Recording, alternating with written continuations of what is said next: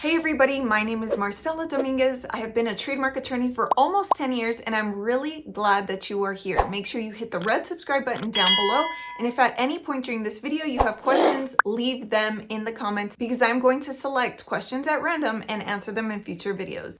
Dove soap and Dove chocolate. How can both of these trademarks coexist in the marketplace? If you are a brand new trademark applicant, then you want to know if you can choose a trademark that is already in use by someone else in the same way that Dove coexists as chocolate and as soap. Make sure you stay till the end because this is a two-part video. In the first part, I'm going to talk about whether or not there is a requirement for you to be able to coexist with someone in the marketplace. What is the safest way to choose a name that is already chosen? Should you even be choosing a name that is already taken by someone else? And in part two, I'm going to be covering what else is required in order for you to move forward with a name that might already be taken. Well, for starters, we have to take into account different factors. How long have both of these trademarks been coexisting in the marketplace? If we do a quick Google search, we will see that Dove chocolate has been in existence since, and Dove soap has been in existence since. So you're asking yourself, how is it possible that both of these can coexist? I want to select a name that's already chosen, but everyone around me is telling me that it's not a good idea, including Marcella.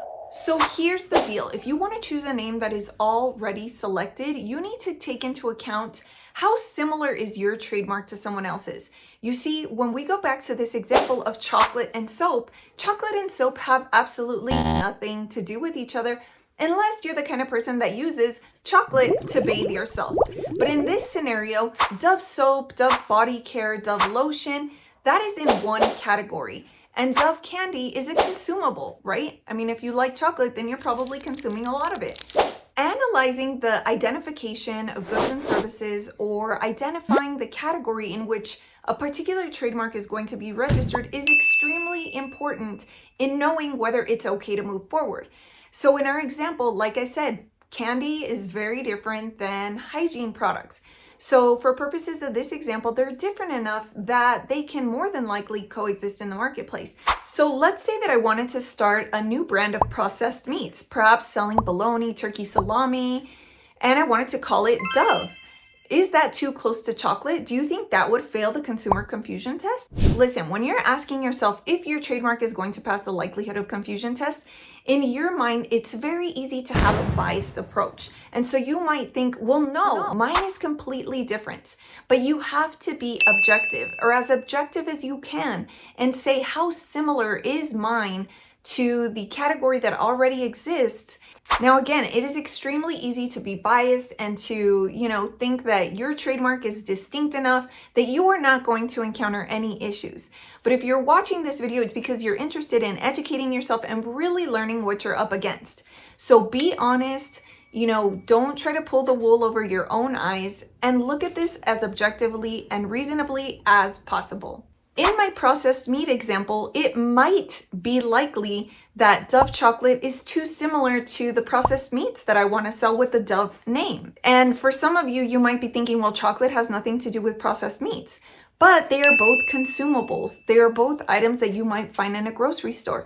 And so it might not pass the confusion test. So again, when you're asking yourself, does this pass the confusion test?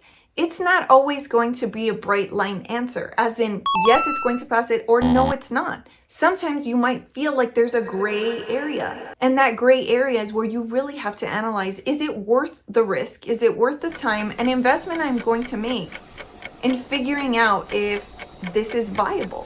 So if it's not worth the risk to you, then choose something completely different. You can find my course down below, how to choose a name, one that is more likely than not to get registered. But wait a second, I told you at the beginning of this video that I was going to have a part two, because is it enough to just say, okay, they're completely different from each other, I can move forward with my trademark, I have nothing to worry about now?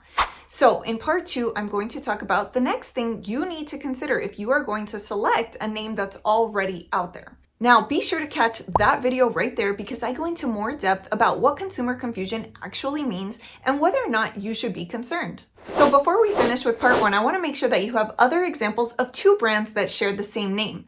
So take, for example, Domino's Pizza and Domino sugar. Have you seen these in the grocery store before, or have you seen these side by side? So what's another example of two brands with the same name? What about Delta Airlines and Delta Faucets? I bet you hadn't considered these before, right? Because you never really see an airline side by side with a faucet. So wait, one more example. United Airlines and United Van Lines. How is all of this possible? Well, make sure you stay for part 2 of this video. So now on to part 2. Does your trademark pass the confusion test? And what do I mean by the confusion test? In the confusion test, we have to ask ourselves, is a potential consumer going to be confused about the source of my trademark? So going back to the Dove example, when somebody eats the Dove chocolate, are they going to think, or are they going to wonder, wow, this belongs to the same company that also makes hygiene products, that also makes my body wash or my hand soap? And history tells us that both of these marks have been in existence long enough that there is no overlap. In other words, a consumer is not thinking that the chocolate company belongs to the soap company or vice versa. So when you are scouring the database, which you should be doing at least a search on the Trademark electronic search system, you need to be asking yourself, is my category different enough that a potential consumer is not going to be confused? Now I want to give you some examples of where a consumer might be confused, just to give you an idea of what I am talking about. So let's go back to our Dove body care. What if I decided to sell Dove toothpaste? Is that similar enough to hygiene or to soap or to body wash that a potential consumer might be confused about the source of this new Dove toothpaste? So like I said earlier, if you want to know more about the likelihood of confusion test, don't forget to catch that video right there. But if you don't want to know more about the likelihood of confusion test and you're just interested in knowing about a different aspect of the trademark journey, catch that video right there, which will be a great continuation to this video. And please don't forget to give me a thumbs up if you learned something new today. I look forward to seeing you in the next video. And as always, check that out.